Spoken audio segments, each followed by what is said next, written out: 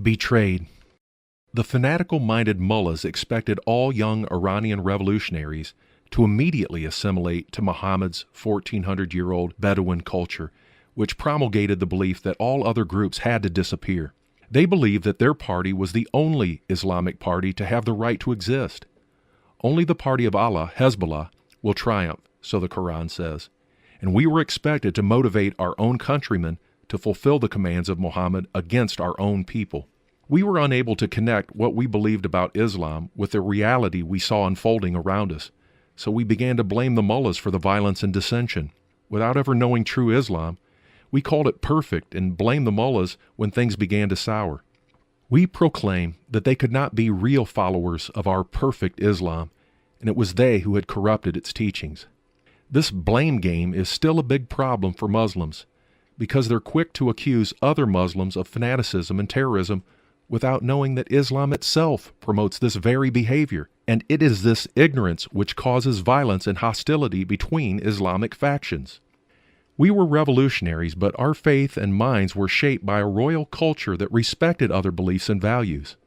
Iran, or Persia, was the country of great kings who respected the beliefs of all tribes and nationalities in their kingdom, and they left this legacy for Iranians to pass on from generation to generation. Prior to the revolution, no one imagined that other political parties would be suppressed under the rule of the Ayatollah Khomeini. He promised that all groups would have the freedom to run their own campaigns after the revolution. He even stated that the governing system in Iran would be based on the decision of people by a referendum. He never spoke of a system that would be governed by Islam. He made it very clear that mullahs would take no part in politics. They would only be allowed to teach spirituality. The Ayatollah Khomeini knew that Iranians were an educated people who would not trust relatively uneducated mullahs. He kept his motives and plans well hidden, knowing that he would lose the people's trust and confidence if he showed his true intentions and possibly deny himself victory. Those mullahs in league with him never spoke against his statements before the revolution, knowing he was working to deceive Iranians and the world. The mullahs rushed into government offices, occupying political positions immediately after the revolution, making it difficult for the interim secular government to function. The interim prime minister, using an Iranian idiom, once said, "Ayatollah Khomeini entrusted the sword to us, but we have the handle of the sword. The edges are in the hands of the mullahs." He was trying to say that the Ayatollah's colleagues acted as obstacles in his government, making it difficult for him to use his autonomy. The mullah's takeover of government positions was the opposite of what the Ayatollah Khomeini had promised to Iranians before the revolution. Khomeini not only kept quiet, but supported the mullah's siege of the government, shocking many revolutionaries who trusted him. He exploited our zealous loyalty to himself, and because of this he destroyed our trust in him and the mullahs surrounding him. As a result, our hopes for a free Iran were dashed. Why would a grand leader, the Ayatollah Khomeini, lie to millions? He was only doing as the Quran had instructed. He was allowed to lie under certain circumstances in order to gain power for the establishment of the real Islam. Before the revolution, people thought the Ayatollah's entry to Iran would end 1400 years of conflict between Iranian and Saudi Arabian cultures. They also thought that they would have the opportunity to serve their country as Iranians. But in reality, he was secretly working to give priority to Muhammad's Arabian culture and language. His lies were a huge burden on Iranian Muslims who did not want to be yoked to Muhammad's 7th century nomadic culture.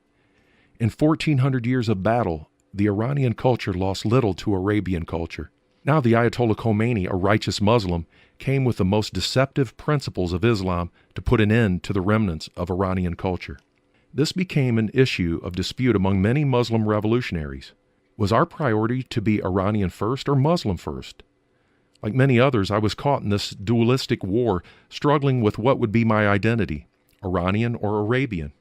Should I be Iranian first and then Muslim, or vice versa? We wish the Ayatollah Khomeini would stay faithful in his promises to Iranians so that Iran would not stray away from its historical roots. His lies caused us to lose face among many Iranians who accepted our call to support the Ayatollah Khomeini prior to the revolution. Lack of experience and our own busy revolutionary activities made us unable to evaluate whether or not the Ayatollah Khomeini would be able to lead us after the revolution. We never imagined that his great success in leading the revolution did not mean that he would be successful in leading the future government. We also did not realize that destroying government was much easier than building it. We were driven to place our whole focus on overthrowing the rule of the Shah and capturing the country. We had placed all eggs into the basket of learning the principles and practices of demolition and destruction. We did not have time to seek or evaluate the future or what principles were necessary for running a country. On the other hand, we did not have practical experience of participatory leadership practically. Political leadership in the Middle East was absolutely centralized because of Islam, and obedience was absolute. We were obligated to leave every decision to our top leader. There were some people who criticized the Ayatollah Khomeini before the revolution, challenging him with the accusation that he did not have any plan for a future government. His response, however, was that everybody had to focus on the destruction of the Shah's regime and leave the future to the future. His entire focus was only to paralyze the monarchy in Iran and make his way to the top. His deceptive leadership and our blind obedience ultimately led the country to catastrophe after the revolution.